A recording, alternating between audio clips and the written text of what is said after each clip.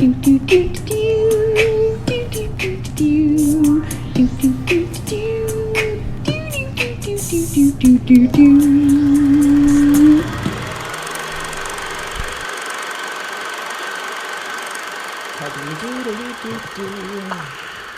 it close enough? I don't know.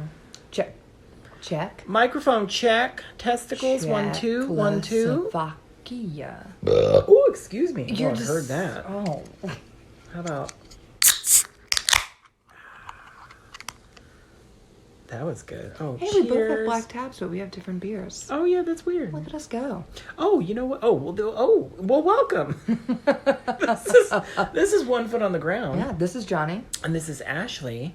And today we are doing a special presentation for a special John's lady. so pumped. I'm so excited about this. We're doing Who's That Girl from 1987. Oh, wow. So starring, of course I know this one, starring Madonna and Griffin Dunn. Is it Dunn? Oh, man. I was thinking Dune. Dunn? I was thinking Dune. No, Dune. I think it's Dunn. It's probably done. You're probably right. Yeah, okay. Well, let's get it started because I don't want to talk about everything all at once, I guess. It opens up with a beautiful animation of Madonna, and it gives you basically the plot of what happened before the movie starts. How Madonna got into her predicament? Yes, Yeah. because she goes to jail. James Foley film, that sounds familiar. Didn't he direct some of her music videos? He possibly could have. Papa Don't Preach? Did he really? I think so. You know Oof. what? That sounds right, though. Griffin Dune. There wasn't a phonetic spelling, so. Not at all. I love this animation, by the way. I love it. I'm pretty sure I read somewhere that Madonna was the one who recommended it. Oh, really? And then James was like, okay. Sure, why not? See, okay, this is one of the things I have to say about Madonna as an actress. I'm going to get this out of the way real quick. She's not technically a bad actress. But I think the problem with it is she's always kind of been Madonna. Do you know what I mean? Like, yeah. So people don't really want to question her or her choices, so they just kind of let her do what they want. Like, I remember specifically John Schlesinger. I have a hard time with that name. Schlesinger? I think. Like, he directed Next Best Thing with her, and he specifically said that he just kind of like let her do what she wanted to do. I was like, dude, don't do that. And clearly, because that movie was not really heralded as a great movie. Yeah. And of course, that was the last movie he made, and I was like, God dang it, John, you left on that note. It's not bad. It's just it's a difficult one. Most of her movies are like that, where it's kind of hard to. Do you know what I mean? Like, I think Evita obviously is just brilliant. But this is what I'm saying. Like, Alan Parker directed her very well, and she wanted to do that as an honor to the actual Evita. So, yeah, it was a different kind of story. But with, like, other things that she's done, like Penny Marshall in The League of Their Own, directed her very well. Like, she had a very specific kind of character that she had to portray a certain way. Yeah. And it couldn't really be... Let's let Madonna be Madonna. Do you know what I mean? Yeah. So she's good when she's told what to do, but when people are like, well, it's Madonna, let's just let her do what she wants. Don't do that. I have several comments about that. No. No, that I read regarding, like, everything you just said. Oh, okay. Like, one, Warner Brothers didn't do any advanced screenings because... It's Madonna. Because it's Madonna. They were like, oh, Madonna will just bring the crowd. It's like, her popularity will just bring them in. And then there's a lot of stuff I read from a lot of different people as to why the movie flopped. I was going to ask you if it flopped, because to me, it's weird, because no matter what Madonna movie's happening, it's always a success to me. Yes. Because I love Madonna. But I don't really pay attention to, like... Well, I mean, I know people have negative opinions about her acting, for sure. I mean, I know that, because I've read it. I've heard it. But when you tell people you're a Madonna gay, they're like, oh, but her acting. Did you see that? her in that movie? Well, yes, I've seen her in all of the movies. But so did it flop? is my question. Well, the budget was $17 million. Goodness gracious, that's a lot of money. Opening weekend was 2.5. That's pretty low. Pretty low. Domestic, the total gross, $7 million. It did not do well. In America, how much did it do worldwide? I couldn't find it. Oh, but they didn't even care. But like, but I'm sorry, you got to know this is going to do real good overseas. Homegirl Madonna said it did better overseas. I know that. Well, she's huge to this day. She's huge overseas. Well, she made a statement about they're not. Like, people not wanting to see a person in two different roles, like either being a musician or an actress. But she also stated that, like, she's not the same Madonna. There's, like, so much, like, riding on her being Madonna over here. And it's a different expectation. And she had her world tour, the Who's That Girl world tour, and she thought she outperformed the movie beforehand. She had the song, she had the tour, and she had the movie. They were all by the same name. Yeah. But they were all kind of different. Well, yeah, and so people didn't get it too, but keep going. No, I was going to bring that up. You can bring up the album now. Well, it's weird because this is one of the only times that. Well, it's not the only time, but it's because the soundtrack is the soundtrack to the movie. She has 4 songs on it. Okay. But the rest of it's not her. Right. But it's Madonna. Do you know what I mean? Like on the cover, it's Madonna. Who's that girl? Oh, dude, that's got to be confusing for fans too. I mean, obviously for fans, we're gonna pick it up no matter what because it's got Madonna. Right, and that's what Warner Brothers is counting on. I honestly think that at this point in time, like I think that was the thing was that it was Madonna. Yeah, and it's even worse that Vibes flopped so bad because it was around the same time. Oh, Cyndi and I remember Cyndi Lauper had like you know what I mean. It was almost like a competition, but I don't think either one of them did very well. No. So it didn't really matter. But one heart hole ran all the way to China. Yeah, that's true. That's true. The songs that Madonna did for this though are to this day like they're hit songs. I mean, Who's That Girl was a pretty good hit, I think. It was on the radio a lot when I remember it. Yeah. Causing a Commotion was obviously a big hit. Yes. And what were the other two? Those are the only two I know. The Look of Love, which I fucking love that song. So I didn't expect it was a single. Response. And then the last song on that was Can't Stop. And it was, I don't think it was a single. It might have been overseas. But it's the one that nobody really remembers being on there. Sing it to me. Can't stop thinking about you, that was pretty good. Yeah, I can't stop. That sounds so much like Powerline. That's where they got it from. It's Madonna. Okay, so there's a few things here. So, okay. Gosh, there's so much to talk about, and I didn't think there would be. First of all, the movie is, but it's weird because nobody's ever really talked about this. I think I'm just a nerd. This is a remake of a Katharine Hepburn, Cary Grant film called Bringing Up Baby. I meant to watch that before this, and I totally forgot that it was a remake of that. Yeah, but nobody ever talks about this, and I'm pretty sure they'd probably say, no, it's not, because they don't want people to know that it is, I guess, or something. I don't know. Maybe they didn't get the rights to it, and they didn't credit it or something. Not that anybody's care. Nobody gives a shit. Nobody... Clearly, everybody's like, it's Madonna. But the people that are watching this movie are not watching Bringing Up Baby. Except for me. I fucking love this scene. Of her kissing her men? Her kissing Elvis and... Who's that? No, go on. That's Elvis. Both are Elvis? Wasn't the other guy Elvis? Or was maybe. James Dean? No, I it think was not Elvis. James Dean. I'm pretty sure it's all Elvis because she's singing an Elvis Rewind song. it. Doom, doom. All right. Doom, doom. Also, why that scene? I don't know. I just always loved it. It's so brief and why nothing happens. happens. Why does that scene exist? And then the guard is just like on beat with she's like, because that guard hates her. Yeah. The guard hates her. And I thought that was going to come up again, like later on in the movie. Oh no, just at the beginning, like where she punched the guard. And then they were like, let her go. and then like nothing happened. Yeah. But that woman is a very mannish looking lady. Also, this guy, not in a bad way. What's his name? John McMartin? The dad? The dad. Yeah, he is Grant Belsing in Unbreakable Kimmy Schmidt. The old guy who keeps having like World War II flashbacks, and he like throws like a pine cone at her. What? Do you not remember that? She goes on a date with like a very old man, and I mean, like he's talking about like the bunker. I swore I took that secret to the grave, and I did. I love this right here.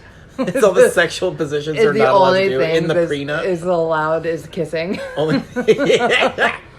That's crazy. That's him. Yeah, oh, that's all I could hear in his voice. All the people in this movie in the background, I could talk about a lot of them because for some reason, like they all pop up in other things. But yeah, the Griffin, the guy making hard eye contact like with the camera. Oh yeah, he probably never worked again. He was just waiting for a cue. Griffin Dunn, the main dude, mm-hmm. he ended up as a director, and he directed Practical Magic. Oh, yeah! Look at that little connection. Look at that. The wife, or his fiance in this, mm-hmm. she ended up in Sex and the City in an episode that was really creepily a lot like this movie. Like it was kind of, sort of, but not really. It was kind of weird. Mostly I'm thinking like her character was just like this one. Do you know what I mean? Like it was like the same, it was like, almost like the same character just ended up in that episode of Sex and the City. Do you know what I mean? Like Wendy Whitfield? Is that her name? I think so. Wendy. Oh, I've had Wendy and McGab. I've had Wendy in my cab, yeah. I wanted that a third time. I think the third time. Because they do it twice, right? Yeah, it would the old man and the Rastafarian. Yes. Yeah. That's a generalization, isn't it? Is that a bad way to say it? It was. It was the worst. Sorry. I'm going to have to put out an apology episode. So, I'll apologize right now. Sorry, guys. If that was insensitive, not meant to be.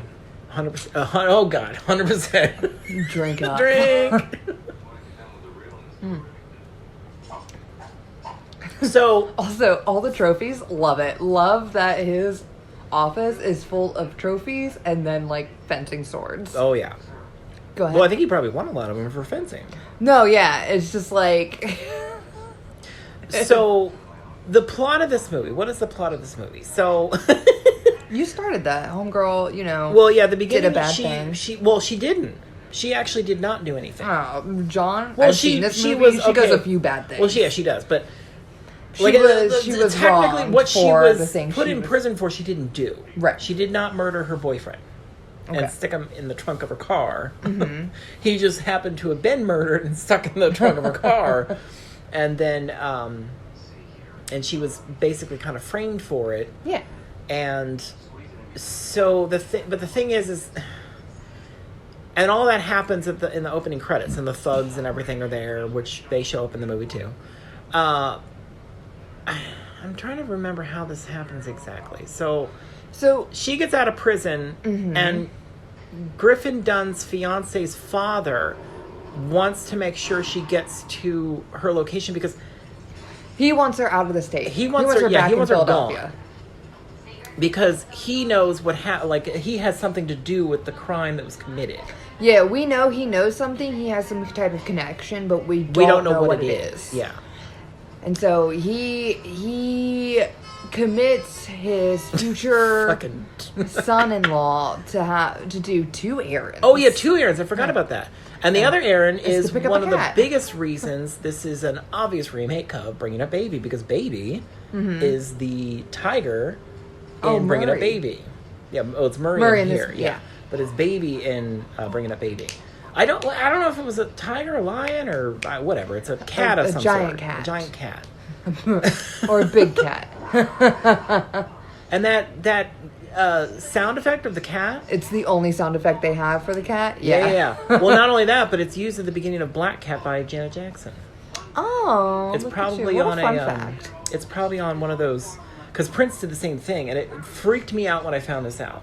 that like Prince used sound effects from like one of those collection of sound kind of things you pay for, like, you know, you pay like $100 something for it, and you have this collection of sounds, and he used a lot of them, and I was like, what? Like, and then I actually got a copy of it, the sound effects that he used, of course, and I was just like weirded out totally that Prince how familiar they were. I was like, oh my god, that's the opening of the Love Sexy album. Like, you know what I mean? Like, it's weird. It's like, oh, it's super common though. Yeah, but Janet does use the same. She's actually used ones that Prince has used before. Right. And I was always like, is that a sample of a Prince? And then I realized, oh no, they just have the same sound effects CD or whatever it is. They have a CD and they're just writing down track numbers. Like, oh, I like the door sound in, you know, disc 5. I was going to add something to that, and I can't remember what it was now. Sound effects. Black Prince. Oh, I was going to say, okay, because, you know, Pokemon Go became a huge thing. Mm-hmm. And I started playing it, and it freaked me out because there's so many sound effects in there that Prince used when he did the Shaka Khan album, Welcome to My House, or Come to My House, or whatever it's called. And, like, I was listening to Shaka Khan's album, and I was like, this is freaking me out. Like, there's Pokemon sounds from Pokemon Go in that, but it was they're sharing Pokemon, the same soundboard. You know what I mean? It was the same, it was a collection of sounds that obviously Prince had found at some point. But I mean, this is 97 or 98 that Prince did that. So it was like all these years later, Pokemon Go creators probably didn't think anybody else heard these sound effects or whatever. Like, they're not massively known, so who cares? Well, it's just so happens Prince used those sound effects. Yeah, like Foley artists for cartoons and such, they will use those sounds and they'll just kind of edit them sometimes or layer them. Like the sound of the things falling off a cliff or something. Yeah, it's like that. Same, it's like the same sound effects. Yeah, they all have. They're all sharing a big it's like sound library. The screen. Yeah, the Wilhelm screen. There you go. Yeah. Oh, so she just punched the guard. That was Get her back in here. I always wondered if that was a trans person. But also, a lot of lady guards, a lot of lady officers. I mean, no offense to that woman, if, you know. No, I just thought she, does kind of look like, I mean, it would make sense in a Madonna movie for there to be a drag queen in there somewhere. But. Absolutely. She does have really strong cheekbones. Yeah. For sure. Now, Madonna's character in this. Go ahead. It's a little much. Honestly. It almost reminded me of Cyndi Lauper's character in Vibes. Yes, it does. Which one came first? It was Vibes was 80. Was it the same year? Or was it 88? Oof. Or was it 80? Oh no, I don't have Vibes in this book, do I? Oh, shoot. Oh no. We'll never know. I think it may have been 84. Hey, kids, if you know. Footsie, send us a tweet. Footsie, send us a tweetie. Or a Instagram message or something. I don't know. Or maybe it was 1989. No, it wasn't that old. It was definitely in the mid 80s. Just got a bunch of stuff for smoke shops. Hold up, movie. So anyway, 88. 80. Oh, okay. So it was a year after this one. Yeah. So she couldn't have copied Cyndi Lauper. Well, there you go. Cyndi Lauper's character in Vibes is similar to Cyndi Lauper's persona as an artist. Yes. At the time, obviously, Cyndi Lauper grew as a person and didn't keep. It's almost like Britney Spears doing her young girl weird thing at the beginning, and then kind of like becoming a. I understand you. It was also just like the character both of them play are just a character from the 80s. It was like But Madonna did do something other than what she was like in real life. Wendy Worthington. Is that the fiance? Yes. The license plate was Worthington. Right? Yeah. I'm sorry. Anyway, I interrupted you. I realized what the last name was, and so I said it. Oh, it's fine. And that's all. Go on with your thing. Unless you want to talk about Murray. About. Murray, the something? Mm-hmm. They just said what he was. And Murray the Tiger. Oh, yeah, she names him. I mean, I honestly think she's adorable in this. Like, I don't think... I mean, obviously, I know that it's over the top. It's a little ridiculous, but it's cute. Who cares? And it's funny. I laugh at this movie constantly, and not because it's bad. Because it's funny. I was really hoping you were going to say, because it's Madonna. No. Like, I feel like if this wasn't Madonna, I probably would have liked this movie anyway. I would agree to that. I do still think that this movie was funny. Like, I quote it all the time. All the time. In fact, the scene where she's towards the end, where she's, like, running around in the tutu, and she has a big piece of cake in her hand, she's like, hurry up, I'm bored. I say that all the time to people. I can see that. Hurry up, I'm bored. As you two hold a giant slice of wedding cake. I every time I quote that movie, I literally want cake every time. I'm like, God, I wish I had cake. But the other thing about her character in this movie is, it's problematic because Go ahead. she does the persona for nearly all the movie except for like one scene. Oh, when they're in the jungle? She shows up in the dress and she looks all sophisticated and she's like, how are you doing, stud? You know, it's like, what? What the fuck happened to your voice? Do you know what I mean? Like, every other part of it. I noticed it immediately. Yeah. I mean, I guess she kind of still has it, but... Yeah, but it's very clearly different. Yeah, it's very... And my first thought was, how rude. When you were in that meeting and you were trying to pretend to be his wife then, his wife-to-be then, and you couldn't figure out how to use a sentence properly. And then all of a sudden you can speak correctly and look fine as a passable, normal person. And I looked at her and I was like, when did he fall in love with you? Yeah, seriously, when did he do that? Yeah. I mean, I think she's cute. Well, I'm gonna keep saying that. Yeah, you won't stop. This was smart, by the way. What? Her stealing in this shop. I thought it was pretty clever. Where she was like, I need to ditch the guy. Seduces some guy and puts tapes in his pocket so he can leave first. Yeah. Very smart. I mean, I would never be able to do that because I can't. I like that she spots him earlier and she's already got the plan. Like, in this moment, she already has the plan of what to do. Oh, yeah. She like looks back at him before she took that take. Oh, yeah. Yeah. That's what I'm saying. She's not a bad actress. You know, she's conveying shit. Yeah. She's giving it. Is that a Sam Goody? Yes, it is. I used to work at one. Now, see how those tapes are in protective thing? Is that what that is? Or, maybe not. Like a tape tower situation? You know what I mean? Yeah. Like how they have them in the protective things. But I guess you just pull them out of the, like she's doing. This might be older than there's what I'm thinking. Who is it? Janet Jackson? Break All the Rules poster in the back? Is that Janet Jackson? Isn't it? Well, Janet would have been the Control situation, I think. Because Control would have came out in 86. Rhythm Nation wasn't until 89. So if it is Janet, it would have been... You know, this is like, there's a scene in Designing Women where Suzanne wins a shopping spree at a Sam Goody or something like that. Mm-hmm. And when they go to do the shopping spree, and they're stealing all the shit off the... Well, they're not stealing, but you know what I mean, a shopping spree. And you watch those women rob that grocery store blind. But he's been in things Tina too. Turner. Oh, Tina Turner. Okay. Yeah. Right. Oh yeah, there she is. Yeah. There's Tina.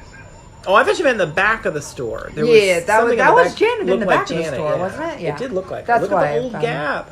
Look, oh my God, it looks like the Gap from Stranger Things. Yeah, I think that. Stranger Things did a great job with that mall. I thought they would did. agree. Anyway, and this is like actual back in 1980s. Yeah, this was filmed then. Yeah, apparently, if I am correct, they, all the stores in that mall were fully like designed, functional, and they had like racks of clothing and such. It wasn't just like the front. Oh, I love that. Yeah. I love when that. Yeah, that's like the airport in the terminal with what's that guy's name? Tom Hanks? Thank you. Is that Tom Hanks? Or Bill Murray? No, it was Tom Hanks. Okay. And it was Steven Spielberg. He actually had... Sure it wasn't Bill Murray and Will Wheaton? Not Will Wheaton, Wes Anderson. No, but that would have been no, Terminal was good. I took a long time to watch it because I was kind of in a Spielberg funk. I was like, fuck him. I don't want to watch this guy. Yeah. Movies. And then I finally sat down and watched it. sometimes. I was like, that was good. You fucker. That was a really good movie. But the whole airport terminal that he created, every store that was there actually had employees that worked. Like Starbucks actually had Starbucks employees that worked there, and the whole thing functioned. And it functioned the whole time they were filming as if it were real. Like they actually had people buy Coming things in and getting lattes and such. Yeah. And I mean, obviously the film crew and everybody got to partake in all that shit too. So Yeah. it just made sense to, I guess, have it all open. Well, it gives it like a different experience. Authenticity. Yeah. Well, it's kind of like in Akira Kurosawa's Redbeard. Citizens of Rest. Which, I'm gonna think that every time I do that. Go ahead. when she really does break the law and shit a lot in this movie. Yeah. He was like, no tricks, and she got behind the wheel, Look at that. and she was like, broke that fucking uh-oh. thing. She's doing this shit. Does she? Oh, this is the song. Don't stop. Don't stop. Or can't stop. I'm sorry. Can't stop. Yeah. Oh, I recognize it. That's Madonna. Isn't that fun? I always think it's funny, like when Prince is playing a Prince song on the radio in Under the Cherry Moon, and I'm like, well, that's just you on the radio. Like, do you know what I mean? Like he turns on the radio in his car, and it's like a weird Prince song. But I want to live in that world so bad. Do you know where what I mean? Prince like, is listening where it's to like, his own music? No. Like where you turn on a radio station, it's a bizarre Prince song of some sort. I'm like, I want to live in that world. Like it's not, you know what I mean? It's not like it was Purple Rain or When Doves Cry. It was something he wrote for Under the Cherry Moon that was just odd sounding. It didn't sound like, you know what I mean? Like, I don't know. Yeah. Maybe it's just me, but I thought it was fun. Well, John. It's just you. It's just me. I love this right here. This is hysterical. So he's going to pass out because he's having a breakdown, I guess. Yeah. She got stopped by the freaking cops out. because she was being a fucking idiot. Well, she was driving erratically, and that officer has every reason to be pointing a gun at her. Yeah. She's like, I need to go to the hospital. Is it that way? Yeah.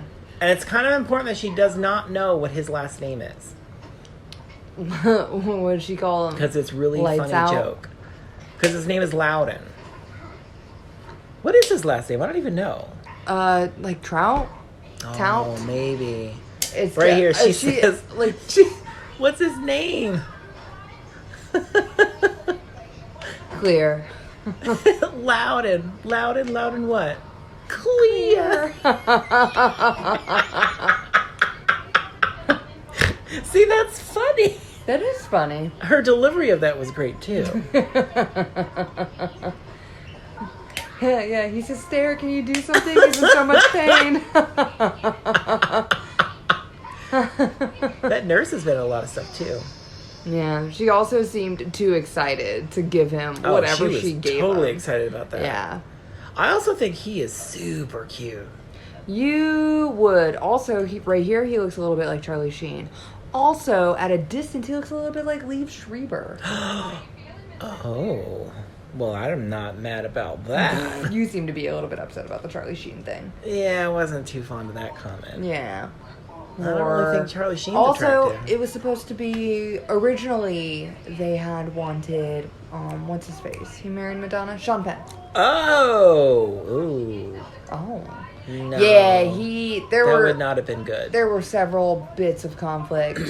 Well, besides their marriage. But also... She got married to Sean Penn like the year before this? 86 maybe? Maybe. Or was it 85? You would know better than me. I honestly don't remember. I know they got divorced in 89. Okay, but right I don't know. I don't remember when they got married. I think it was 86. No, it might. The movie he did right before this did not do well. So this guy or the director? Sean Penn. Oh, Sean Penn. Yeah. This guy had a good movie before it. What was it? It was Griffin Dunne had done. Madonna did the song for it. It was 86. Oh yeah, she it did. Was a good song. Live to Tell was the song. And there's a video, and the video has footage from that movie. What is that movie called? I cannot say. I should know this as a Madonna nerd. You should. I had her in my cab once. Is it? What, you talking about him? What's your does question? he say it? He does. Yeah, the cab drivers say it. All the cab He's like a cat trying to get comfortable. Oh, maybe he doesn't say Is he still numb? He does say it like before he lets him out. Well, then 3 people do say it. Who else says it? The super old guy with the glasses says it. Oh, I thought you were talking about this dude here. No, I thought you. That's what I thought you were saying. I am talking about this dude. The cab driver with Griffin Dunn. Yes. He says, "I've had Wendy in my cab before." Yeah, and he was like, "Oh, you've taken her home and or whatever," and he was like, "No," or like, "You've given her a ride," and he was like, "I didn't say give her a ride. I said Had her in my I cab. had her in my cab." Yeah. And then another person says it when he drops him off. Because I think he's like, I don't know, like having small talk with this driver. And the other guy, he has him drop him off because she's having a bridal shower. Yeah. Well, 3 people say it then. Well, you're going to have to point out the middle guy. I will. So this little guy, I always wondered about this little guy. Like, was he supposed to be a comedic, like, you know, kind of like a Jim Carrey? Oh, look! Wendy Worthington. Yeah.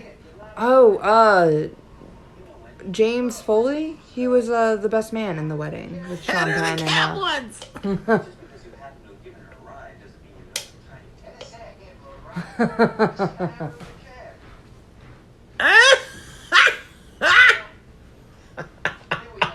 $6.50. That's incredibly God, low. that's cheap. Any friend of Wendy's? Oh God, look at where he is. Jeez, oof. That's pretty scary. What, Harlem? Or that there's like a turned over... I mean, they made it look scary. Yeah. It's like a turned over, was it a bus? With a You know, fire in it? I've never had issues roaming around New York. Me neither. The worst I've had is somebody asking me if I wanted a foot massage. And they were running a business. It wasn't like I a had somebody random person. offer me drugs, and I honestly thought that was awesome. Like it didn't bother me. I was like, wow, really? Yeah, I've had more aggressive incidents in Tampa. Awesome. It's like, thank you very much People for the with offer. drugs are just so accepting and caring and giving. Yeah. They're so giving. I mean, I feel like he might have been disappointed that I didn't want to purchase his drugs. Right, of course. But at the same time, I was like, well, I don't have that kind of money, I'm sure. I mean, I don't know how much drugs cost, but I don't have that kind of money. I'm sure of it. Oh, my God. Wait a minute. Shanghai Surprise, 1986. Oh, that movie with Madonna. Yeah. Oh, that was a flop. Yes. Flop. Now, you know, the funny thing about that movie is, I had not seen it until, God, it must have been the mid-2000s or something, like somewhere. And you watched it and you were like, no. No, I watched it and I was like, well, this isn't as bad as everybody said it was. It really wasn't. I was like, why the fuck is everybody being a bitch about this movie? Because it seemed fine to me. Like, I didn't have a problem with it. Mm-hmm. But then again, I would, see, that's the thing. I'm technically more forgiving because of Madonna, but I don't like Sean Penn very much at all. So there's that. I mean, but it was a fine movie. Like, there wasn't anything wrong with it. It was a little convoluted, I suppose. Okay. I never saw it. But, no. And I almost chose that for this. Really? Yeah. Okay. Because it would have been fun to talk about. I would have watched whatever. I mean, I think, honestly, I kind of want you to watch it now anyway, because I want to know what you think. Cause, well, you know what? Now I'm craving a League of Their Own, because I forgot. No, we're going to do that, but we're going to do that as an actual... Not a Madonna birthday episode. Yeah. Well, because like I was telling you, she's not the main character. No, and I get it. I get why you chose she's that girl. But I was like, man, League of Their Own is good. It really is. So, but I'll just go home and watch it tonight. I want to watch my Blu-ray so bad. But I think we might have a guest for that one. Okay. I have somebody that might be interested in being on that episode. I think I also have somebody who brought that up to me. Ah, wanting to be on an episode of it? Yeah. Interesting. Isn't it? Oh, that'd be fun. Like a lot group. of mics. We got to get some mics. We actually have to invest money in this podcast. Not just use our cellular devices to record all the the Foley. The Foley. Yeah, we had the laughs in after. Yeah. Oh, yeah. None of this is funny. Yeah, we're not humored. I don't laugh at anything. No, I was gonna say, like, I wonder if this guy was supposed to be like a you know how, like, the guy's not wearing a shirt and neither was Griffin. We missed a goof that I saw earlier. Oh, what was it? When he got to Harlem and he went to put on his pants, he put them on backwards. Oh, yeah. And then they were just on right. He never, like, changed them around. It was like a continuity. Yeah, well. It was funny that he put them on backwards. I noticed that. It was. Yeah, whatever. It's fine. But that's all. Well, now she knows his last name. Yeah. Oh, his credit card expired in 1989. That's sad. 2 years out. Is it sad? Well, that it's... Also, Chuckles, you live there. So, okay, I wanted to say, like, I'm trying to say this! Say it. Is that guy supposed to be like a Jim Carrey? Do you know what I mean? Like, did they hire him specifically because they thought he was going to be like the next big comic dork in this a movie? Guy? Yeah, the nerdy, weird, sparky. What else? He's not... That's what I'm saying. Like, I wonder if they thought this was going to launch his career and then, like, nothing happened with him and nobody ever thought of him ever again. Maybe he hoped for that. Well, because he's such a ridiculous moment in this movie. Yeah, but I think it plays for her to know ridiculous people in this movie. Yeah. You know? Oh, and she's getting the gun because she wants to murder the people that put her in jail. Women, right? Maybe, or maybe them? She knows that she's in a situation. Now, Raul has the bank and the deposit box number. Well, yeah, she wants that information so that she can, because she has the key. Yeah, and how does she plan on getting that information? By maybe I guess threatening their lives? Yeah, probably have to. Look at Madonna. You know she wouldn't do that nowadays. She'd have a stunt person. Maybe she'll do it. She's like, I'm not leaping across buildings for this movie. What? Sir. Isn't Madonna still fit? Doesn't she still got Madonna arms? You know, I bet she would do it just because she's trying to prove that she could, and then she'd totally fall. Or maybe. Obviously, there'd be a net, so she would not guide people. Don't worry. I wonder if there was a net back then. It was in the budget? I think it was too short a gap for a net. It could have just been. It could have been the end of Madonna. No. Actually, do you know the music video for "Burning Up"? Okay. In that, there's this shot of her in a rowboat, like on the water, and the guy had this crane with a camera on it, like hovering over her. Yeah. And the crane almost fell and killed her. Like goodness. But I can't remember if they never told her or something, but he literally could have killed Madonna right then and none of this would have happened. I would not be sitting here doing a podcast about some random lady that had one album out and died in a music video. I think you still would have loved that one album. Oh, I'm sure. I bet everybody would. But it'd be one of those iconic, like, Jeff Buckley kind of things. Who's that? Well, never mind. It wouldn't be a Jeff Buckley thing. Bucky Rogers? Yeah. But Jeff Buckley. Are you being funny? I was being funny. Oh. And rude. Like all her little outtakes would have been but milked for all their worth. And now they have little drones that they can do that with. So anybody can get an over-the-head shot. Oh, yeah. Yeah. They don't have to have a ridiculously heavy crane and camera over somebody. In fact, they could just put an iPhone on there and fling it around Hope or whatever. For the best. An iPhone won't kill Madonna. I mean, maybe if it hit her at the right angle. At the right speed. Just dropped out of a hot air balloon. I don't know why there's a hot air balloon, but, you know, whatever. Well, they saw Madonna making a music video, and they went to take a picture, and they dropped it, and it hit just right. Can you imagine if you were the fan that killed Madonna? Oh, my goodness. You wouldn't be able to tell anybody. No, you'd have to change your name? Yeah, you'd have to first of all come down from that hot air balloon and like have like a blood oath with the people in that hot air balloon. It's gonna be like, I know what you did last summer. Well, they would get caught real quick. Yeah. Well, they would get caught anyway, because I'm sure the film crew would have been like, what's that balloon up there? What's falling out of it? And then, whose phone is this? And they like, why did Madonna have a helmet? There's two stories going on. It's the people in the crew trying to unlock the phone. To find out who it is. It's a newer iPhone, so they're holding it to people's faces. There's just like one person on set who's like a huge fan of Madonna, like the key grip, who is trying to solve her murder. You know for a fact, if there's a big nerd like me on that set and I witnessed Madonna's death, I would be...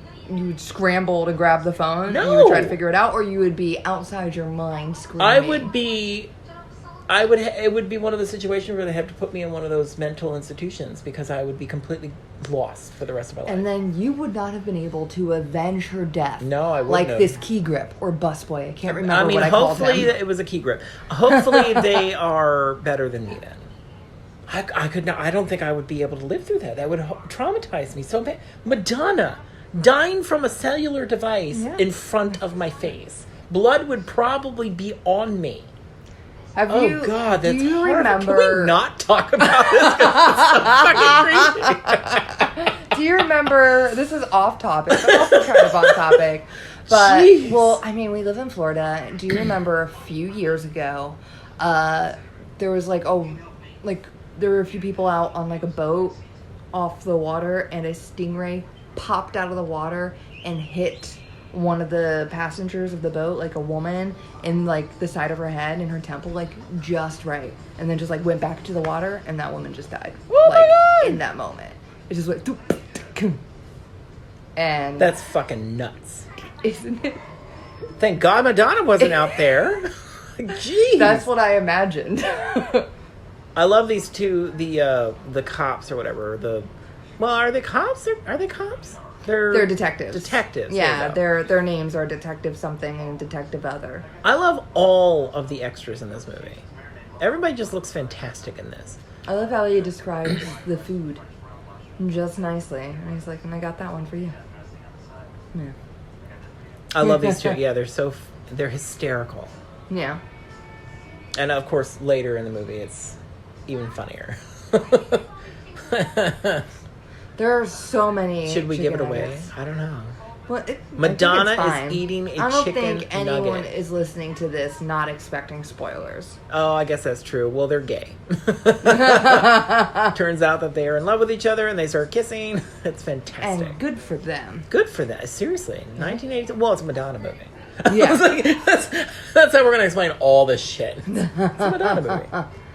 In fact, well, you know, in the Bringing Up Babe with Cary Grant and Katharine Hepburn, which at the time that was made, Katharine Hepburn was oddly like box office poison, which was a lovely term that they had back then. What year was it? Do you have a guesstimate? You really want me to guess? It's like a decade. You can guess 30 something maybe? Okay. Actually, I can tell you. Isn't would this be around the time that Audrey Hepburn was coming into play, and they were like, you should change your name, and she's like, I won't, and they were like, they're gonna associate you with Katharine Hepburn, and she was like, I don't care, because I won't. They won't. They didn't. Right, but it was around this time, wasn't it? You mean when she did all that? Yeah. I don't know. 1938. Excellent. Look at you go. Yeah, I have it. Wonderful box set. Adam's Rib, Woman of the Year, Philadelphia Story, and Bringing Up Baby. Fucking good ass films. Go ahead. But yeah, Katharine Hepburn was box office poison for some reason, and the movie did really bad, but in retrospect, it's one of the best slapstick comedies of that time. Like, it is so good. And it's hysterical. But I was going to say, in the movie, like, at some point, Cary Grant ends up in a bathrobe. It's literally just like this movie. Like, you know, it's like a bunch of weird shit happens to these two people, and she's, like, flighty and weird and doesn't give a shit about everything. And she's like, oh, I wrecked the car, whatever, woo! But he ends up in, like, her bathrobe or something at some point, and this guy's like comes to the door and he answers the door in this woman's bathrobe. Mm-hmm. He's like, what the heck? And he's like, well, I've just gone gay. And he didn't mean it that way, but it was just like happy, I guess so, like joyful. Yeah, but it was just a great thing. Like now, you know, in modern times, it's like, well, that's a funny thing to say when you're in a woman's bathrobe. Maybe not now, but maybe 15 years ago. Well, yeah, I guess so. Well, now would people be offended? Mitsubishi. Look at that. Look at that. Well, Cary Grant, he liked men, didn't he? Did he? Wait a minute. Oh, nice. No, Rock Hudson. No, it's Rock Hudson. I'm sorry. Rock Hudson and Cary Grant together? Well, I'm not disparaging anybody, because if they like men, they like men. Who cares? What? Man on man? Fuck yes. In fact, Cary Grant and Rock Hudson. Oh, girl, get those two in a room. Girl. You best have a camera, too. Nice. No, I don't. Also, it was Rock Hudson. I'm sorry. Yeah, I mean, whatever. Cary Grant can be gay. He's allowed. I mean, yeah, he can if he wants to be. He can do whatever he wants, or could, I guess. This dude's acting here, Raul. I hate it. Yeah, I'm not a huge fan of him. I don't know why. Do you know people gave Madonna guff when this guy's here. Exactly. He kind of reminds me of Morris Day. He doesn't. He reminds me of Murray, but mixed with Steve Harvey. Like Murray, but what? Murray, no, the talk show host, but it's not Murray. God, it's the other one, the other talk show host from early mornings. Hold on. Oh gosh, I don't know. With a he reminds me of Morris Day. Morris Day and the Time. The Prince side band. Purple Rain. I don't know why I looked up Morris Day. I know who Morris Day is. I'm like describing who Morris Day is. Murray. I also think, this whole movie, I mean, come on. It's like because like these guys, they end up in the water, right? And technically you think they're probably fucking dead. Do you know what I mean? Like, yeah. Well, they talk about how they murdered them. Oh my God, the side of the thing says red rum. I never noticed that before. That is amazing. Oh, look at that. Stanley Kubrick reference in a Madonna movie. This is the best day. Because it's the day I figured it out. Did Stanley Kubrick come with that, or is that from the... No, never mind. The story is Kill the Father Pig. Never mind. I'm thinking of something different. I'm thinking of Amityville. What, Red Rum? Kill the Father... I was mixing it with Kill the Father Pig. Actually, Red Rum might be in the book. I don't remember. The Amityville story, actually... Well, but in any case, I'm pretty sure that was a Stanley Kubrick reference. It was. It absolutely was. John, who am I? Yeah. I am just wrong. Because I feel like in the book... Montel Williams. Oh, okay. I can see that. Not Murray. No, not Murray. Montel Williams. Take a look. Take a look at that beautiful man. Look at that. Pork and beans. I like it. As soon as I looked over at that picture, Griffin Dunn said pork and beans, and I was like, dick and balls? What? There's something about Mary? Dick and balls.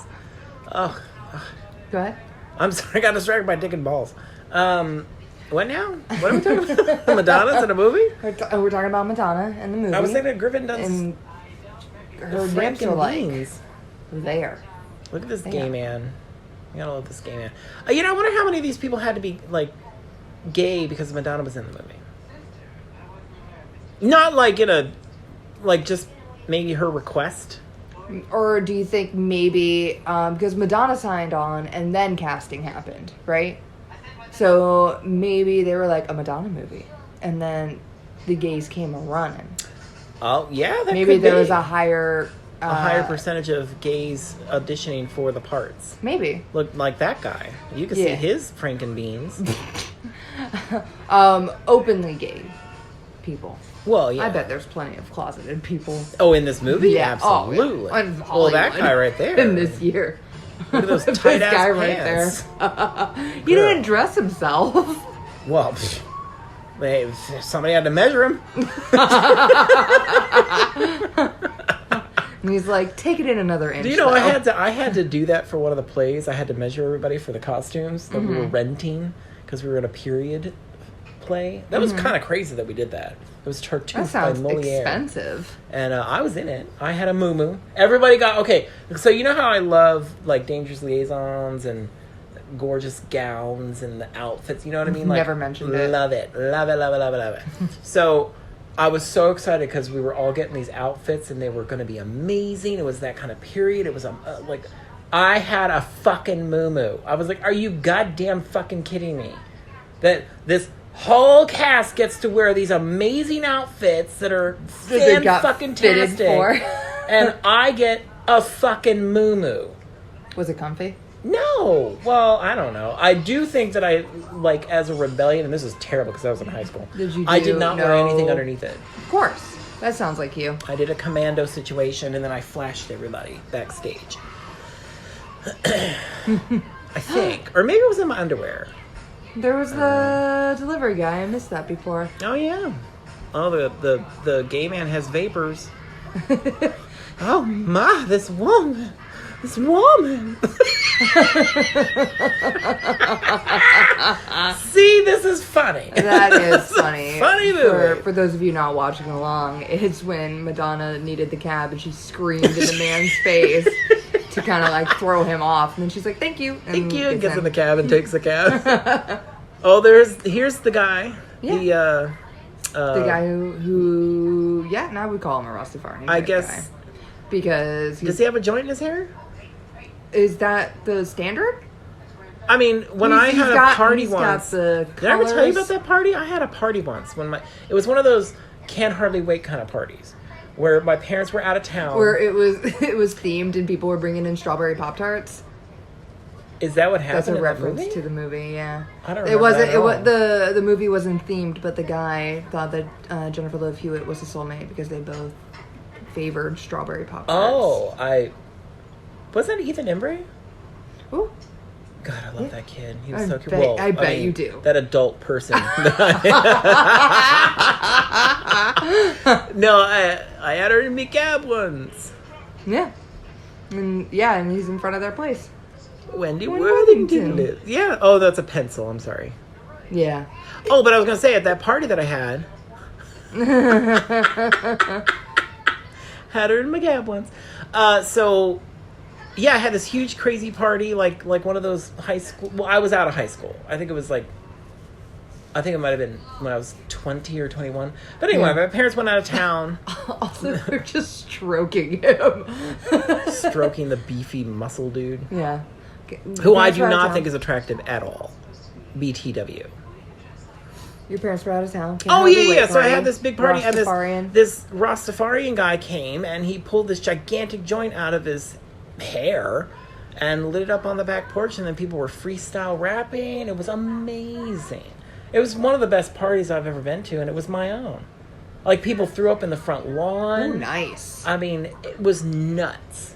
And then I had to clean it all up and make sure everything was gone by the next day. And the only thing that gave away that we had a party was one beer cap was underneath one of the cabinets in the kitchen on the floor. Oh, you messed up. All that was gone except for that one fucking bottle cap. And I was like, God damn it! That's also like a classic, like, it was fail. Like a movie. Yeah. It was totally like a movie.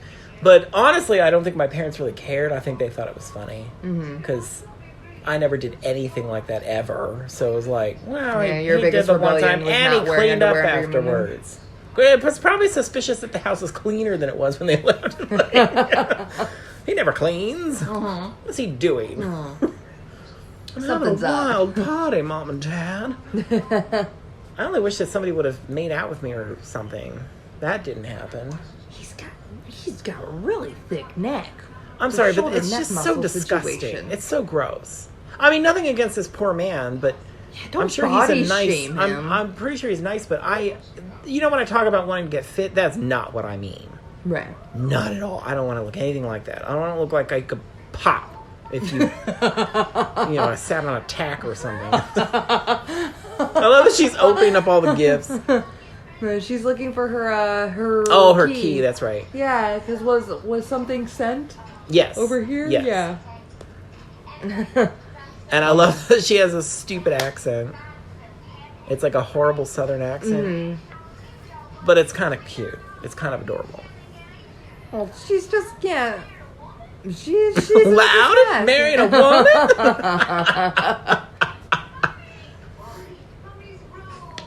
Mommy's rules. Oh, yeah, what does she say? She says, I'm a trout with one of the 3 T's or something. What's his name? Or Trot. Trot with 3 T's. Oh. That's his last name. No. Why does it still have that stuff on top of them? Why does it still have a fish in his mouth? Exactly. 2 fish. I mean, it's supposed to be ridiculous. Yeah, I mean, especially when they rope them all up together. And they're just like, they're like together. ah! They're just a package. Yeah. They're like moving it's forward. like they just love the fact that separated. they get kidnapped. Yeah. They're just having a good time. That's what, like, bridal showers are. There's always a chance of you getting kidnapped. Oh, yeah. Oh, that's rude, man. That's fucked up. That's some fucked up shit. Driving on top of another person's car? No, like, driving into people's businesses on the side of the road. Oh, yeah. They really did just take out, like, a food truck. Yeah. No. And look, Murray's getting some hot dogs, Also, some wieners. That cat got fed a lot of people food. Oh, yeah, that poor thing. I think it was having a grand time. Actually, yeah, that's probably true. Also, I like that they spray painted the R&R for the Rolls Royce. Yeah, that was cute. Yeah. I love that the car just, like, keeps falling apart throughout the movie. Just piece by piece, all these things come off of it. Yeah. Oh, now they got a problem because the bank closed. You know what day this is supposed to be on? September 11th. Goes from September 11th till September 12th. Oh, really? Mm-hmm. That's an interesting fact. Ooh, that's kind of creepy. I mean, Well, obviously, I mean, like, they days of didn't know. the year happen. Yeah. I guess, yeah. But That's I don't kinda- know why the bank scene made me think of that. But yeah. Morbid. Oh, because they have to come back the next day. So it's September 11th and September 12th. Oh, yeah. I think it's in his, Look, he looks handsome there. I think it's in his Doesn't he look pocketbook. handsome? I only see Madonna, but she is very handsome. Hey, just because she has a beard. That's not what I meant. That's still a positive term. No, I know. I'm just Jane, kidding. what's I'm her just face? joking. If she wrote Pride and Prejudice, she would describe ladies as handsome. Oh, yeah. Yeah. But yeah, well, now he's letting loose. His top collar's unbuttoned, his glasses His are little- off, his he's hair's standing a with a little lean, he's much. been through stuff, he's seen stuff, he may have killed a man a moment I mean, ago. yeah, seriously. Yeah, he doesn't know they're alive. He's hot as fuck. He's feeling it. He's feeling himself right now. I'm feeling myself. The movie he did before this Feeling was myself. After Hours. Feeling myself. What are we doing? I was singing. I feel myself. Oh, whatever. You can sing. Just make sure we Beyonce don't and get Nicki Minaj demonetized. fans would have gotten it. Oh, she Aw. just yelled at poor Murray. I never You noticed don't that. take your anger That's out on rude. him, man. That ain't right. Also, the light behind him. What? I'm sorry, say it again. The lighting situation behind him. Is that still his office? Is that supposed to be a blue sky? Oh, gosh, yeah, maybe that's like a bad set. Look at this old ass phone. Actually, it's a pretty good phone for 1987. Oh, it's a Rolls Royce. They're really fucking Yeah. rich. Remember they called when he when his car was getting vandalized? No, I just meant how small the phone is. Oh, yes. For like a, how is that a thing? Because this is way back. I'm talking like way back. Mm-hmm. Like I remember Betty Davis picking up a phone in her goddamn car. Do you know what I mean? Like, Yeah. they did have these kinds of things. Yeah. It's just weird to me that the technology didn't really do much until later. And then when we did have phones for everybody, they were big ass fucking brick phones. Like Betty Davis didn't have a brick phone. Do you know what I mean? Was Betty Davis's phone in her car? Yeah. Her car's the I think brick. it was Rolls Royce. Her car is the brick. Oh, maybe that's what it is. She's just But holding a headset. that's the other thing. The one woman, what is it? I can't remember. Maybe Hedy Lamarr, maybe? I can't remember. Okay. She ended up being one of the people that created the technology for, like, Bluetooth. Okay, but it was right not. on. It was not used for Bluetooth at the time. It was Right. supposed to be for being able to send specific radio signals during war. Like, that were not able to be detected. You know what I mean? Like, somebody else couldn't get them because they were specifically... Yeah, they didn't want it to be intercepted. They wanted it to be... Yeah. So that's what that was originally made for, and they eventually used it for Bluetooth. So fucking amazing fucking actress woman who was gorgeous. Like, that doesn't give her value. No, but I mean, I certainly like love a gorgeous lady. Not for marriage or sex or anything, but... I like that you opened with marriage and then you were like, or sex. None of those things. But, no, isn't that incredible? That's crazy. That is crazy. I want to say it was Haley Marr. I can't remember exactly. Whatever it was, she was smart and gorgeous. Exactly. And lady. And a lady. Especially at the time. You know, I was listening to a podcast the other day. We're sidetracking about ladies here. But we're watching a strong, powerful businesswoman in a movie. Oh, God. Ooh, that was not Nikki. That was like an attractive Madonna. No, I meant her changing her voice right there. Right, being like but that's very... her transitioning into... Yeah. What? Not into the role of his fiancé. Why? I can't even do her ridiculous I'm not even going to try. So, anyway, strong, powerful women. What was I saying? Oh, I was going to say, like, because you've seen Hidden Figures. Have you seen that? Amazing. And that's a true story that actually happened. And another thing that was interesting around the same time was that when they were going to send the first men, quote unquote, to the moon, they were doing all kinds of like testing for the compatibility of humans to be able to do that. Right. Because it was not, we didn't know what would happen, so they had to do all kinds of testing for psychological things and stuff like that. Yeah. Anyway, so they were doing all these tests, and they actually did it with women because I can't remember why, but there was this, like, one guy specifically, he funded it independently because NASA wouldn't do it or the government wouldn't pay for the women to be tested for this thing. But he did it, and he was like, you know what, I really think that these women should be the one going up there. Yeah. Because it scientifically made more sense for women to go. But men were like, oh, no. Do you know that they don't have a penis? They don't have a penis. They might have children at home. What are they gonna? They're gonna menstruate. Do you have plans for when they get their period and get hysterical? Like the one woman that was in the podcast that I was listening to, she was the first woman that they went to for it because she was a pilot. Mm-hmm. But that was the other thing that was bad about it was that men were the only ones that were military pilots. So there was no women pilots for that level of what they wanted. Yeah. But she ended up, I can't remember why, but she was a pilot of some sort that was able to fly those kinds of planes that they could. Mm-hmm. I don't remember how they... Anyway, whatever, it doesn't matter. Like Captain Marvel. Exactly. Yeah. Amazing. So she tested for it, and the isolation tank was one of the tests that they did. They put him in one of those isolation tanks with the water. Mm-hmm. And men could not handle it.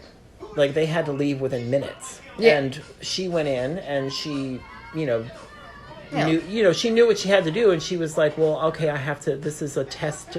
She knew what the test was for. Yeah. The longevity of sitting in a thing for a while, and not, because the trip to the moon is long. It's not like it's a day.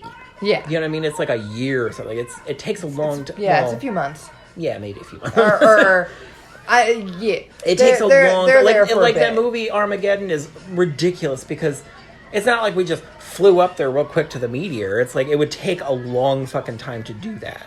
Do you know what I mean? Oh, goodness. Could you imagine the world sitting on the edge of their seats for that long? I couldn't even. I couldn't even. There would be raids. Oh, yeah. Like... The Earth would have been obliterated way before the meteor got there. Yeah. We would have gone and done it, sick with anticipation. Yeah. It would have been a fucking, what is that show? Walking Dead situation. We're just going to kill each other, even though we're the ones that have to stay alive. We're humans. To a saved world as heroes. And it's just like post-apocalyptic. They're like, oh, shit. Anyway, so... They did all this testing, and like when they opened up the tank, mm-hmm. For after they were like, they finally got her out of there, and they're like, so how do you feel? She's like, oh, I feel fine. Like, why? And she's like, they're like, well, how long were you in there? She's like, oh, I don't know, maybe a couple hours. She was in there for 10 hours and didn't know it. Because she was just comfortable she was just like, with it. It was I'm just going to sit here. Yeah. No. She was able to occupy her mind, and it didn't really bother her. Like, fuck men. Yeah, but they were like, all right, sit here, sweetie. We're going to send the men up. Let's just, you know, that's fine. Let's just, they didn't send a woman up until it was Sally Ride in 1980, 80 something. 85, 86, something like that. Oh, she the one She was mentioned in one of the early episodes of Designing Women. So it had to have been like 85 or 84 or something like that. Oh, here's Look of Love, a song by Madonna. Look, a building's being constructed right there. That specific city, what is that? I can't remember what part of the city that is, but whenever they show that, it always makes me think of Whitney Houston, I'm Your Baby Tonight. Because that's what's on the cover. She's like across the river on the motorcycle. So every time I see it, I'm like, I'm your baby tonight. Why can't you just take a moment and think about Madonna? Well, he certainly is. It's a montage of him thinking about Madonna. I guess so. Oh, look, it's like Michelle Pfeiffer. Catwoman, yeah, no, I got it. That scene is almost exact to the end of Batman Returns. He sees the shadow of a cat and he stops the car. Mm-hmm. Oh, Tim Burton stealing that imagery from a Madonna movie. Uh-oh. Actually, I think Madonna was considered for Catwoman in that movie. Ooh, I think that would have been great. That could have been great. It could have been fine, but I'm sorry, no. I mean, yes. Could have been fine, not could have been Could have been fine, but Michelle Pfeiffer, I don't think anybody else could have done that after that. Well, that's how we think about everything, isn't it? No. There are plenty of movies where I see people and I'm like, somebody else could have done that. No. Seriously, that was good. Yeah. But, like, that's because we know him as the Penguin. Yeah. Well, that's true. Well, I mean, it's kind of like Heath Ledger doing the Joker. I think that was a considerably more impressive performance than Jack Nicholson. It was. But Jack was fine. He did. Up until then. He did, get, like, hot tips from Jack. He did, yeah. Yeah. He did call up Jackie. And then... Hey, Jackie! Hey, you play the Joker. I'm having problems with the Joker. The Joker, he's kind of mean. Yeah. How do you cope? Yeah. Ah, what a sad story, though. I love this lion. I know, he's or tiger, got that jewel whatever necklace. It is. Oh, is that the same? That's the necklace that she picked out for Murray. Oh yeah. Yeah. She convinced him to buy it for Murray, which is like an insane purchase. I mean, a all tiger. of it's insane. I mean, yeah. That was the thing that he like. Also, he's not an observant fellow. He missed the cab when he was like running out of the hospital. He missed the lion until like, I don't know. He's been sitting down with it for 5 minutes. Tiger. Big cat. Now, I will Here's also Madonna. say this is the nice not tracking shot, but a pan from her feet to her head. Mm-hmm. So you get a whole foot to toe. That dress is hideous. Hideous. Like, I mean, maybe in 1987 it was hot. I do not hate that dress. I like it. I hate it. I think it's hideous. I think it makes her body look weird. I think it works great with her little tattoo. Like, she has like a shoulder slump that does not make that look right. They both have the shoulder slump when they're starting to feel relaxed and into each other. Look at him. Well, she didn't have arch back before, did she? Like, it looks like she's being weighed down by that ugly dress. Like, I gotta lift this dress and these goblets. She can't extend her arms to... Like, she doesn't have a full range of motion in her arms. She does have a very nice body, though. I mean, it's Madonna. She kind of... She still does, to this day. She does. You love Madonna so much. I really much. do. Yeah. I mean, yeah, she's a little older now, but she still looks great. She's holding up pretty good. Wonder how much crap she's gotten. How old will Madonna be at the release of this episode? At the release of this episode? Oh, shit. I should know this. You don't? I don't. I know what year she was born. She's not going to be like 84? No! Yeah, she looks great. No, she's going to be 60-something, maybe? She was really? 1958. Is when she was born? Yeah. Yeah, she is 60. She's 60 now, so she'll be 61? Yeah, because we're in 2019, so she'll be 61. If she was born in 58, her age isn't going to end on a 0. It would be in 2018 she turned 60? 60, yeah. So she will be 61. So, her, Prince, great. and Michael Jackson were all born the same year. What a fun fact. Yeah. Oh, I should bring up some fun facts about August 16th, which is the day this episode's released, and it's Madonna's birthday. Mm-hmm. It's also my parents' anniversary. Happy anniversary. They're not going to listen to this, but still. I don't think so anyway. I don't know if they know how to work a podcast. But Elvis died on August 16th. Mm-hmm. It's also my mom's birthday. Is it really? Mm-hmm. Oh, that's fun. And Madonna got married to Sean Penn on that day. For some stupid reason. Yeah, I think we've mentioned that in a previous episode. Yeah, we might have. Yeah. Because that's like, all right. That's a weird choice. Maybe it wasn't a choice. Maybe it just kind of worked out that way. Yeah, I don't know what it was, but or maybe I do know, it was the biggest gift she could give him. Actually might have been like a ruse because of the press. Like, well, all these people are coming over to Madonna's house because it's her birthday. Yeah. And then they just flipped a wedding in there. But everybody found out that there was going to be a wedding, so press came anyway, and they were in helicopters circling their house. And Sean Penn went down onto the beach and wrote "fuck you" in the sand. I think it was "fuck you" or "fuck off." I can't remember. Right on. But Cher was there. Cher was at that wedding. Heavy hitters. Yeah. It's the only person I can think of that was at the wedding. I'm sure there was other people, but that's just the name. Because I thought that was weird. I was like, Cher was there? It'd be great if it was like Cher, Bette Midler, Cyndi Lauper. Who are the others? Oh, well, I don't think Cindy would have been there. Also, who's that woman? This random Aboriginal woman that comes out of the fake jungle somewhere on Fifth Avenue. Mm-hmm. Which I also love that this guy is like, well, this guy's like, clearly bye-bye. Like old money, like Vanderbilts or something. But none of the Vanderbilt mansions exist in New York anymore. They're all gone. Which I find horribly sad. Because they were designed by, William Morris Hunt, I think? Mm-hmm. I'm probably getting that name wrong because I always... Definitely wrong. Well, that's rude.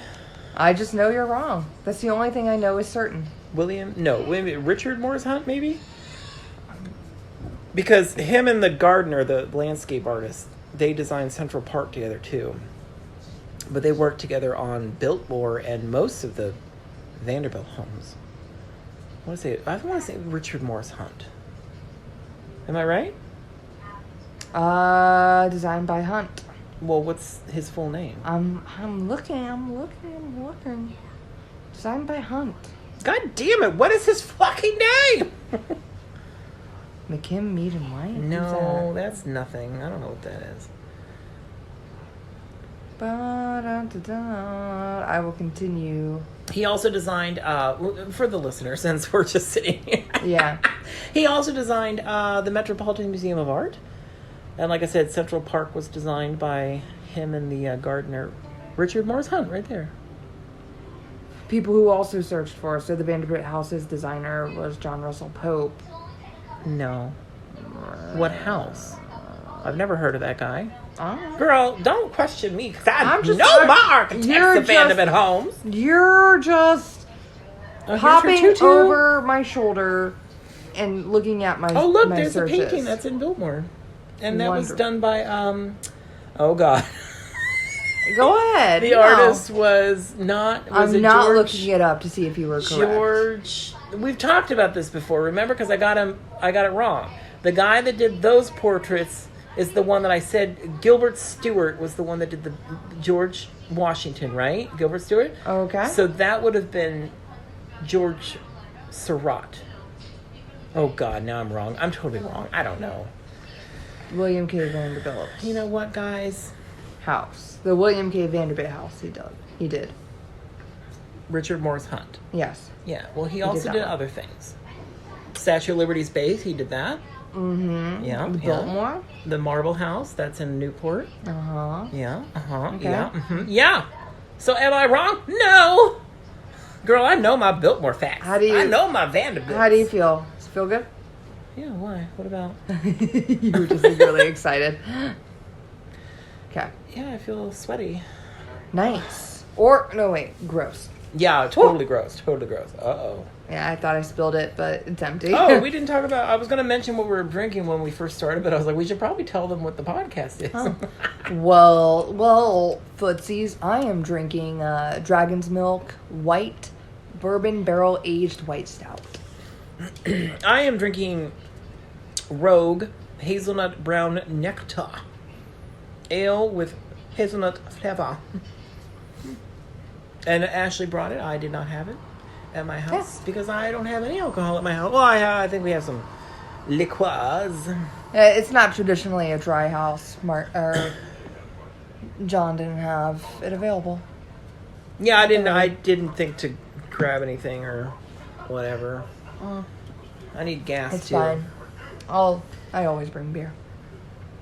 You do, Booze. actually. Yeah, you bring boozies. I need something in my Boozalinos. hands. Boozies for the foodsies.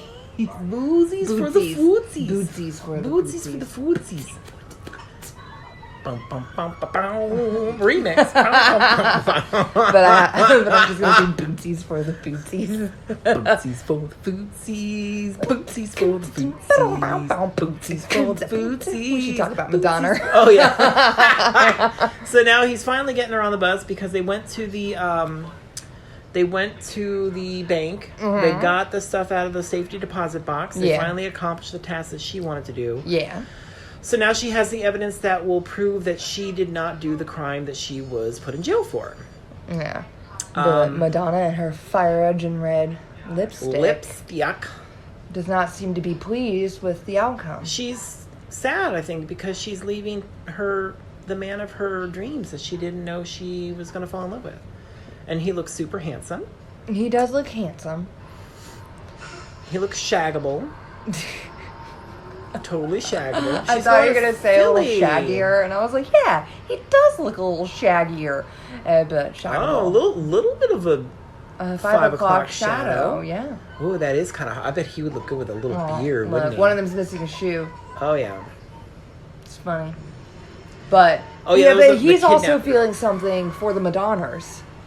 Oh, absolutely. Yeah. He keeps giving her a look. You Ooh, know, excuse though, me. like, What does that say on the sign? Walk with bike. Yeah. I thought it said walk, you bitch. I thought it said wash, walk, bike. Walk, you bitch. Like people aren't walking enough. It's like it's outside of a swimming pool, like a public there pool. to be a sign like that at a crosswalk so bad now. Walk, you bitch. I'm sure you'll find one. Well, I'm going to put one somewhere. Look at those Look gays. at that guy. Look at those gays. Well, they were the ones from earlier. They're her wedding planners. The Wendy Worthington. Worthington. Look, the two tigers. Oh yeah, he's a guest at the wedding. Look at his purple vest. He's awesome. What the old dude with the he wasn't tiger? the ring bearer. The ring bearer was just like He had a long night of fucking that Amazonian woman. That's why he's asleep. For the record, people. I just thought it was because he was old. Well, that too. And he. I would have fallen asleep. Also, that car is destroyed, and she's polishing. She was just like the not cool with it. The hood ornament. I like how he's actually like, what? What's wrong with it? What do you mean? This is how I picked it up. Yeah, it's totally fine. And you gotta love the dad comes out and he doesn't even give a second look. Yeah. Because he has so much money, he doesn't give a shit. Yeah, that's the thing with like most of that family though. The Wendy Worthington, she bounces out like tied up, and she's like, "So did we get it?" Like getting the apartment. Oh yeah. Yeah, even though like she was just kidnapped and like held at gunpoint and was like almost at ransom for her fiance. Oh yeah, but so in the Sex and the City episode that she ended up being in, Tell me. she look at that weird the distortion. windows. No, it wasn't distortion. It was like the set moving behind her. Oh, was that what that was? The windows, yeah, because all of them were moving. That can't be distortion, is it? It's like an optical, I think. Oh, that's really weird. That's terrible. Why would they do that? Why would you do that? That's an optical, isn't it? Are you sure it's not from Do the you know people what I'm talking walking about? on the set behind her? No. Because No. look at that. No. That's an optical behind them. You know what, Warner Like Brothers, we're going to do this in high issue? definition. No, they added the panes of the window in post-production. Oh, do you think? That's what it looks like. And the camera was think? shaky that was I just filming thought- the paned part. I just thought it was the people walking. Like, you know, like when you go on an old stage. Yeah, but that would make sense for that to happen, though. For just the panes of the window to do that. That's what I'm saying. It's a shaky camera filming the panes that was not steady enough. I'm telling you. Let's go back, and we're going to end this episode. We're going to go back. Oh, God. That's right. Don't worry, I'll scrub it. And look, she sees what's going down. She knows what's happening. Oh, man.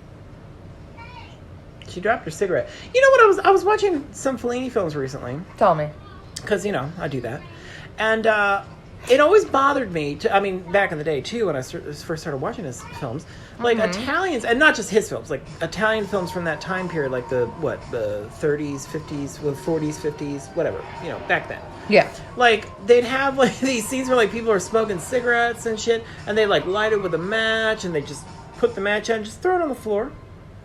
And then when they're done with their cigarette, they just throw it on the floor in their house. Yeah. Like, wherever they were, they would just throw their cigarettes everywhere. And I was like, what the fuck? Like, and it was in all these movies. Like, it wasn't just a Fellini film, so it wasn't like a Fellini direction. Just like, just throw it on the floor. Who cares?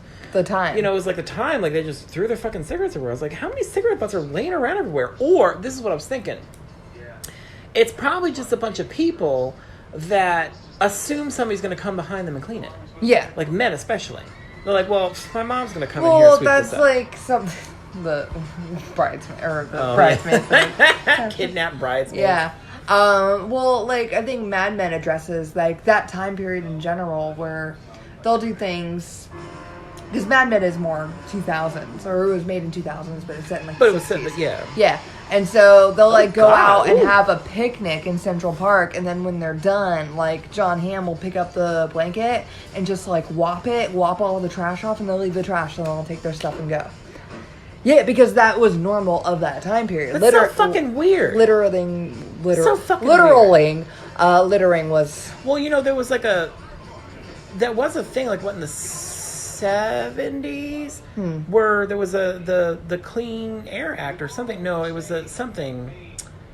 God, I can't remember what it was. Like Litterbug? The Litterbug thing? Something like that, where it was like a thing, and Trump recently got rid of it. And I was like, well, fuck you! Like, that's... like, that was a perfectly fine thing to have in place, and you just fucking... Who gives a shit? John, it's like the national it's park not real. thing. What's not real? That he got Climate rid of it? change. Global warming. Oh! Well, that. Yeah. Well, of They've course got not. clean No. coal now, man. They don't give a shit. They got money. Well, that's what it's for. So, like, even with, like, the Litterbug campaigns, it was, like, corporations telling people that they need to control their littering. And they're, like, shaming people. Like, shame the person who's throwing garbage on the streets because you are the people who can, you know, like, protect this earth. But also, corporations need to be held responsible. They just didn't want to be. Mm-hmm. You know, so they were like, it's the consumers. It's not us. We don't tell the consumers what to do with that. Yeah. Well, it's also the what am I saying to you? What are you telling me? Littering. Cigarette butts. Clean Air Act. Rasta clap. I don't know what the hell you just said. It's the word that's on this thing. I was going to say, he got rid of the national parks. He cut the funding for the national parks. Oh. And then that's when all those fires happened. It was like a direct result of your actions. Literally burned down the forest. Like kind fucking of twat bag. Kind of a bummer. Yeah, I know. I mean, what are we gonna do? I don't know. We don't know. I don't know. You know Maybe, what? Vote, people. Maybe vote. How about we vote? Yeah. And not just the primaries and like local elections. And please, just if you're on the fence about the Democratic candidate, just vote for it anyway. Research people, because at some point that'll screw us over. Maybe not today. Hold, please. The reason, obviously you're free to do whatever you want, for sure. The whole point. Right. But the problem with the last election was that not everybody was on board with voting for the Democratic person that we, you know what I mean? Yeah. Like the Democratic Party's elected to be the person that will represent the party. That was the problem. Mm-hmm. So that everybody was like, well, I'm going to vote for so-and-so and so-and-so and so-and-so. Well, fuck you. You elected Trump. That's what happened. Oh, yeah. Look, here he is. Oh, you're right. There is a third one. I told you.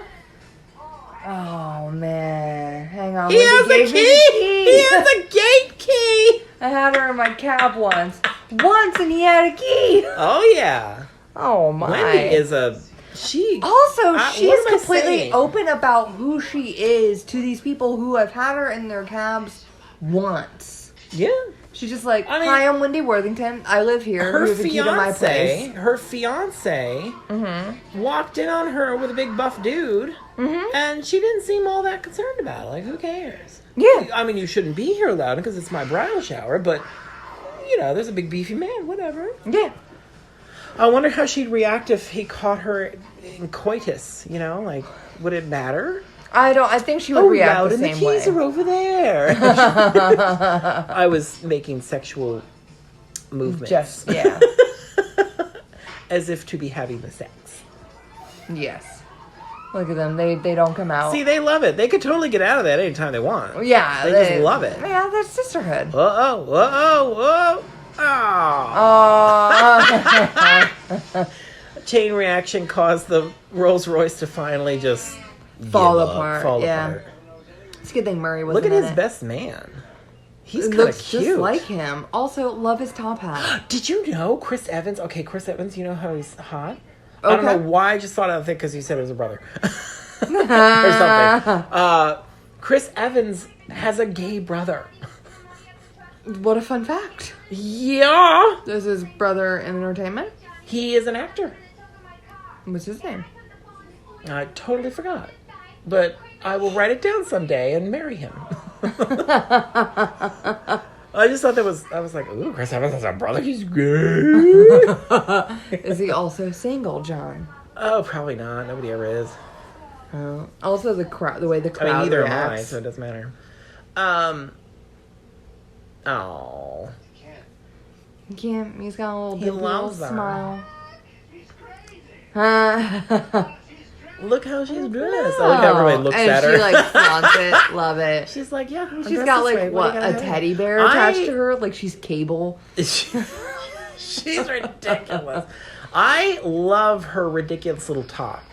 The fake shiny leather shit.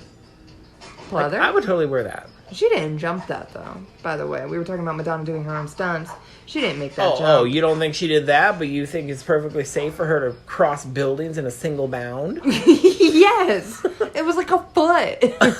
She could have stepped apart. She could have hurt her ankle and not been able to tour. She could have. With this, I was going to talk about the Who's That Girl tour a little bit too. Mm-hmm. It's my least favorite. It was her first world tour. Yes, it was. And I will say, I'm not being fair. I think at the time, it's pretty cool. Pretty cool. You know what I mean? Like, if you had seen that in 1987 or whatever, that would have been a cool tour to be part of. You know what I mean? Yeah. Like, I think nowadays, because I've seen other things she's done, I'm like, well, it certainly doesn't hold a candle to the Blonde Ambition. There she is. Hurry up, I'm bored with a cake. Yeah. Also, the police department are like, "Oh, are you a package deal?" Oh Gross. my god, it's so disgusting. I wonder how many but Me Too also, moments there's are in like this movie. sword fights going on, and they're just like, "Look at this bound up group of ladies." And look at them; they're still playing their music, and look at all the people sitting around eating. Did you notice that? Oh, look, there's a cab driver. Look. Yeah. Next to the mail person. It's the cab driver that has the key to the... No, it wasn't the one with the key. It was the one we met the first time. The one that was outside the hospital. Where? He's the one. The cab driver you just pointed out is the one that was in front of the hospital. The one who... The old guy right there. What the hat? He's the one that had the key to the gate. No, he was the first one that explained that he didn't give her a ride. No. Well, he might be there, but I'm talking about the old guy that just opened up the gate. I didn't see no old guy. Oh my gosh, you weren't looking in the right spot. You weren't looking in my right spot. I think you're probably right, but they were probably all there. The Rastafarians probably there too. Probably, sure. Hopefully. Oh, you got a little cake there on your mustache. Yeah. Oh, whoa. Uh-oh. Yeah. Uh-oh. The gays. Is it their first kiss? You gotta love they had to tie that guy to the top of the car. They're gonna book him later. They didn't have time to call for backup. There were police officers there. They were asking out the bridesmaids. Oh, look, knock, knock. Who's there? Olive. Olive. Do you love this? You look like you're loving this. I love you, Nikki Finn. Aww. Uh-oh. She just wants to kiss him. John, you are in I'm it. totally. I love this. Aww. And now the theme song. They're going to Philadelphia. Yeah. She whistles for Murray. He comes running down. Oh, he's got the lady too. Do you think those were optical? They look kind of fake. Yes. Because we could see through them at some point when the camera was moving. Oh, yeah, there you go. Yeah. Look at these still photographs from... Like, these are like lobby cards that they photographed. There was actual, like, crap on the picture of Loudon. Yeah. It's like, let's just photograph the lobby cards. Who cares? Yeah, they're just different. That's what it is. Different stills from the movie, yeah. Look, it's also there's a the hair tracking. You can see the tracking as it Yeah. shifts for some of them. The images. Oh, it's hysterical. So, what are your thoughts? Closing ideas, thoughts? I mean, I dug it. Yeah? Is that all you're looking for? I guess. Never asked me my thoughts after a movie. Well, I kind of ran out of stuff to talk about, I guess. Well, we're at the credits. Yeah. Well, normally we're talking long after the credits in this one. Yeah, we're I suppose. I don't think I have anything else to say about it. It was originally titled Slammer. Oh, God. And then she wrote this song, and they were like, okay, we'll do that, I guess. There was a lot of songs called Who's That Girl in the 80s. Yeah? Yeah. Eurythmics had one, too. Sing it to me. It's hard to do with Madonna singing in the background. She's literally singing "Who's That Girl?" I can't do it. My brain does not work that way. That's fine. You guys YouTube it. I will. I'll probably send it to you 2 weeks from now when I remember. Oh yeah, absolutely. We do that all That's the time. That's what you do, yeah. Yeah, so, Stephen Bray, look at that. He's one of the guys that collaborates with Madonna in the back in the 80s. Yeah. He did one of the songs on here. Not one of hers. Her and, what's his name? Griffin Dunn? Uh-huh. Madonna always preferred the first take.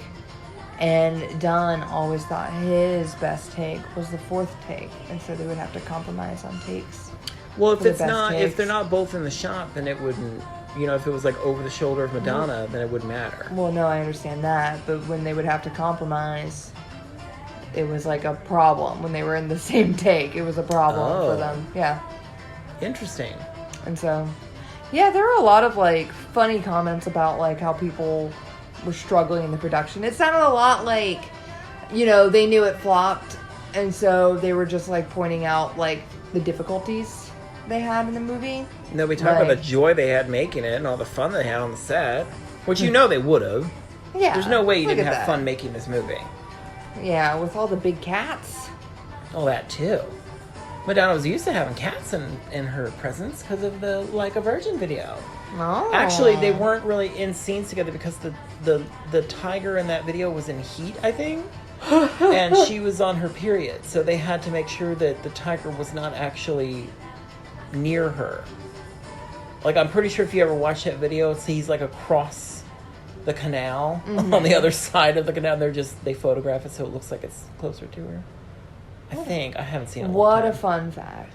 Yeah. The tiger was in heat and Madonna was on her period? I believe that's what was going on, yeah. Or maybe they were afraid Madonna was going to be on her period or something. It's a typical man thing. How long has it been since your last cycle? Are you trying to go to space? We don't want it to drive the cat insane.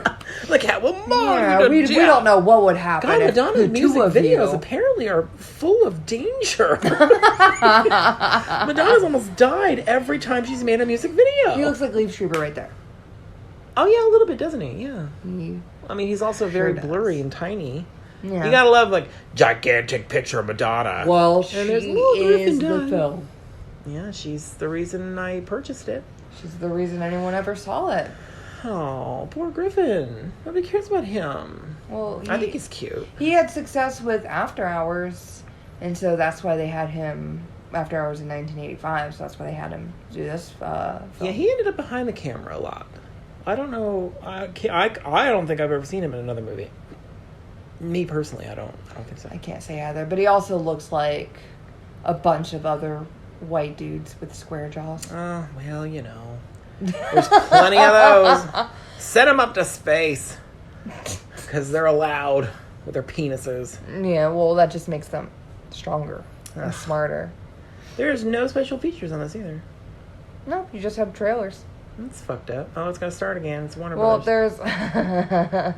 there's also no Blu-ray for this yet. No, there's not. Which is kind of weird to me because, well, I mean, I guess it's tacky, but like Prince, all of his movies came out on Blu-ray real quick after he passed away. Oh, yeah. Which, I mean, that's one of those things about something as horrifying as that happening. Mm-hmm. That was like, maybe the one bonus was like, oh, well, now I got all his films on Blu-ray. Except Sign of the Times. You know? So now they're re-releasing all of his albums on vinyl. That's cool. Yeah. You know, all the ones that were on vinyl. Well, that's also, he's also not producing anything new. Yeah. So which is, I think, what the else problem, can we do with the problem the estate is having is that they're not making a lot of money. Mm-hmm. Technically, I mean, they're making more money than I'm making, but they're not making enough, I think, to cover the cost of running the business of Prince or whatever. Yeah. So they're having trouble, and it's because, well, Prince isn't here. Like, nobody's going to his shows. You know what I mean? Like, nobody's, because that's probably how Prince made a lot of his money, was touring. Yeah. Performing live. Like, you pay your money to see Prince because you want to, but I mean, yeah, all these things are great and I purchase them, but not everybody's like me. Yes. You know what I mean? And I mean, I didn't purchase them. No, you haven't purchased any of them. How'd you know? None of them. I've purchased every single one of them. And it's a real big hardship in our friendship. It is. No, it's not. I really don't care. I mean, I have it. You can just look at mine. I've got everything. Yeah, I don't know. That's a weird thing to talk about on a Madonna birthday episode. And happy birthday, Madonna, by the way. Yeah, I was gonna ask if you wanted to say happy birthday to her. Didn't even have cake. Didn't even think about it. I can't believe you didn't have cake. I had cake yesterday. But that was just because I'm a fatty and I like cake. Had nothing to do with celebrating anything other than me wanting to. Actually, I've been watching Nailed It on Netflix. And you're like, I want cake. I'm like, I really want cake. I've eaten a lot of cake this past week. Nice. Because of that show. Well, no, before that I watched, what's the other one? Tell me. Sugar Rush. Oh, okay. That one called Sugar Rush. Have you seen that? Yeah. Yeah, that made me want cake too, so I've had a lot of cake. Good. Eat your cake. I mean, I whatever. I'm not going to punish myself about it anymore, because I just don't. I don't Perfect. give a shit. If I want a fucking piece of cake, I'm going to eat a fucking piece of cake.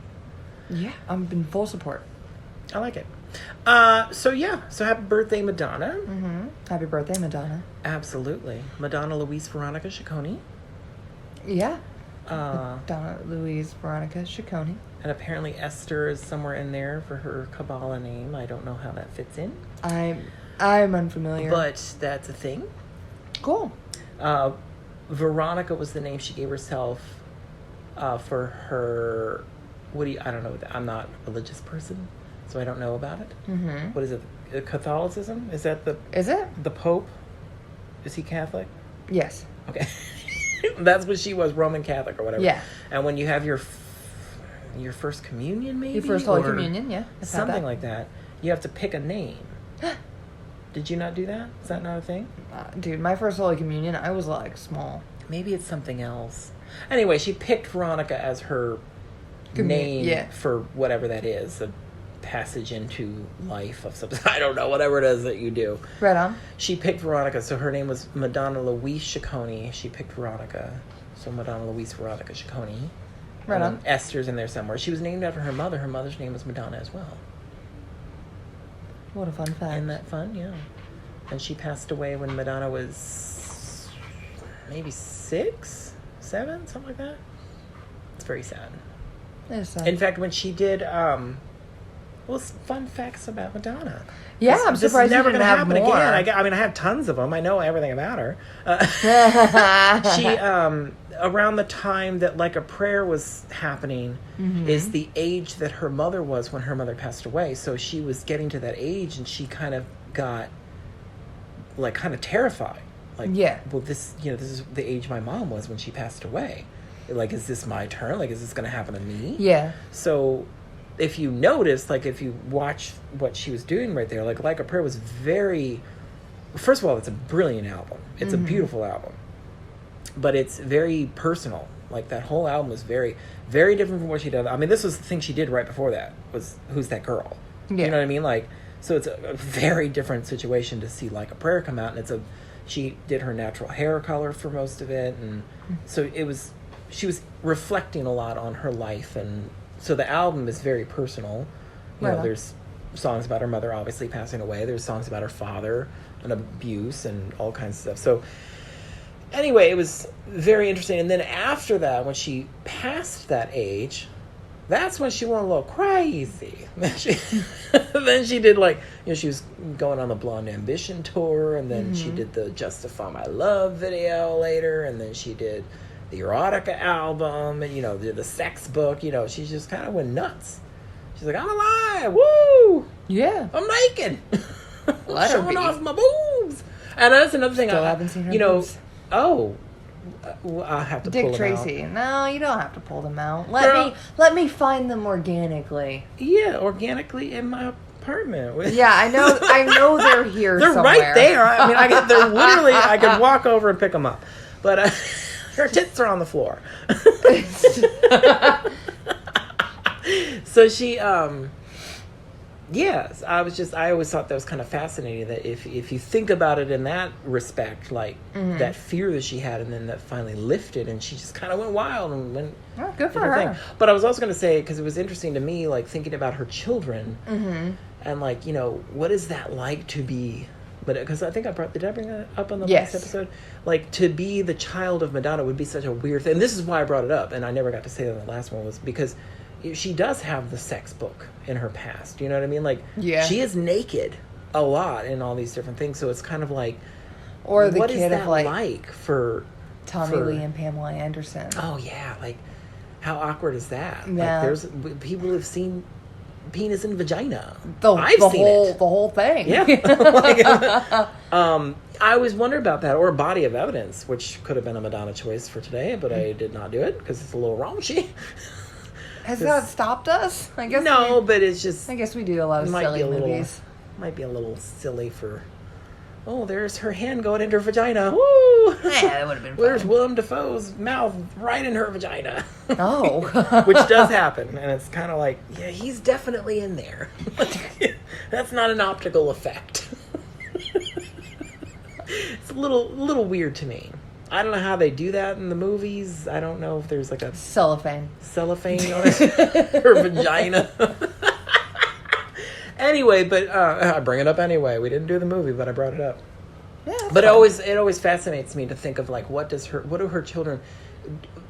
I mean, not necessarily when they're young, or I would say like, but I don't even know if they go to school. I don't know what kind of learning they have, what kind of education. Yeah. But if they're around other kids are definitely going to bring that up. Like the kids that we were talking about that brought up, hey, your dad was naked in a movie. Like, yeah. Hey, here's a book of your Madonna mom naked everywhere. Your mom is on SNL.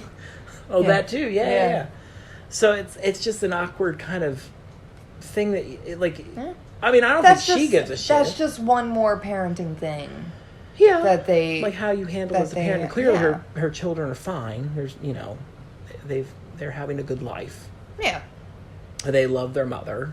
Like it's not as like far as we know. Yeah. Well, she posts all the time. Oh, I bet. Have you seen all that? No, Well, you don't follow her on anything. Well, not that I'm not a fan. No, you don't have to. I mean, you don't. Right, but you are a huge fan. Yeah. You're giving me a lot of information about Madonna, and I know you have a whole lot. Oh, I mean, there could be a whole episode without a movie playing in the background. The most brought up person on our podcast. Yeah, I think so. Which is why she got her own birthday episode. Prince didn't. Ooh. I love Prince, obviously. You do. I honestly didn't even think about it, though. I don't know. For some reason, I think maybe because my parents' anniversary is also Madonna's birthday. Maybe. I don't know why, but for some reason, August 16th always sticks out more than June 7th, which is Prince's birthday. I don't know why. I'm always more anticipatory about it or whatever. Of the good Madonna. Yeah. Well, I don't think it's just her. I just think it's... Right. There's all these facts in my head about that day. June 7th, the only thing that happened then was Prince. Like, I don't have any other fun facts about that day. You know? Yeah. So, I think that might be why I gravitate towards the birthday of Madonna more than I do anybody else. Well, Annie Lennox, too, because hers is December 25th. So, that was kind of easy. My sister's is December 18th, which is also Steven Spielberg's birthday. You are loaded with birthdays. Yeah, my older sister's May 8th. Mm-hmm. I don't think anything happened that day that I know of. But May 16th is Janet Jackson's birthday. John, when is my birthday? I have no clue. Answer me this. How long have you known me? Oh, God, I don't know. A long time. A long time. And you don't know when my birthday is? No, I don't. Can you tell me what holiday it is on? Is it on a holiday? Oh, my word. Oh, this is fun. Oh, my word. Every year we go out on St. Patrick's Day. And we celebrate my birthday. Okay. That sounds good. That sounds fun. John, we have celebrated before. I mean, yes. Yeah. When's mine? It's the same as Melissa's. It is. See, you have like a double whammy. It's when Criterion comes out. It's one of the two times. It is in June. Nope. November. November, yes. Yeah. It's probably November 18th. Nope. 27th, 23rd? No. Yeah. See? Whatever, John. We're not celebrating a holiday. I celebrate Criterion. 29th. Oh, by the way, listeners, footsies, my birthday's in November. And they have a Criterion 50% off sale at Barnes & Noble every year around my birthday. Yeah, every year John asks for Barnes & Noble gift cards. It'd be cool if you got me Barnes & Noble gift cards.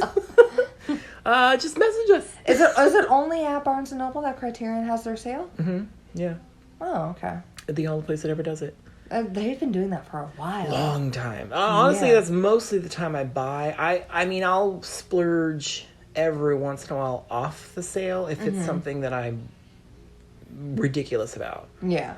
But it's very rare that I'll buy something off the sale. Well, it's twice a year, man. It's twice a year, and it's a fucking good deal. Yeah. Like, that's when you buy the fucking big-ass box sets. You're like, I want that Ingmar Bergman, but I don't want to... But actually, that's a decent price no matter what. Yeah. That box was like, what, 160... I don't know, something. It was... Whatever it was for 30-something films, it's like, yeah, that's a fucking good deal. Yeah. And then I got it for 50% off. Oh, yeah. That's amazing. Zatoichi's another one I need to repurchase on Blu-ray. Because I had to sell it. Well, in November. Yeah, November, guys. It's coming up. Come on. Yeah, it's coming up soon. Yeah. All right, you want to wrap it up? Yeah. Oh, yeah, definitely. Sorry, kids. So Madonna's great. Mm-hmm. Happy birthday, and hope somebody had some cake. Was that the guy pretty sure who was I in had Ace some Ventura? cake. I don't know. He was in the what's that? Have a piece of cake. Oh yeah, I'm sorry. And have a happy birthday. I'm sorry. She got this right. The movie's playing again in the background. Yeah. So he does look like familiar. Like maybe he is. Yeah, I think he was. He was one of the villains. Oh, so you guys got to subscribe, rate, and review. Mm-hmm. That is very important. That stuff, yeah. And this is coming out right in the middle of our it's a midweek. It's like a Starship Friday. Troopers. Yes. Is that the name of the movie? I keep getting it wrong. I keep saying something else. It's fine. Starship Troopers. Yep. The first half you've already listened to by the time this comes out, and then the next half will be next week. Yeah. Which is why the numbers of the episodes are going to be weird. Yeah, and then what movie are we going to be doing after that? Did we tell them? We didn't tell them at the end of Starship because I don't think we picked it yet. Oh, we could put a bumper but on it. we have chosen the next film. So the next film after Starship is going to be... Are you ready for it? Are you ready? Are you ready? It's going to be Burlesque, starring Cher and Christina Aguilera. What year is that, 2003? I have no fucking clue. I have a lot of shit to say about that. I can't wait. So you guys have to subscribe so you can get that in your feed because you're going to really enjoy that episode. I got a lot of shit to say about that movie. Good and bad. Yeah. Subscribe, rate, and review, and we'll see you contact us, and we'll see you. Oh, yeah, onefootpodcast@gmail.com. Yeah. Bye-bye. Toodaloo. Happy birthday, Madonna. Love you.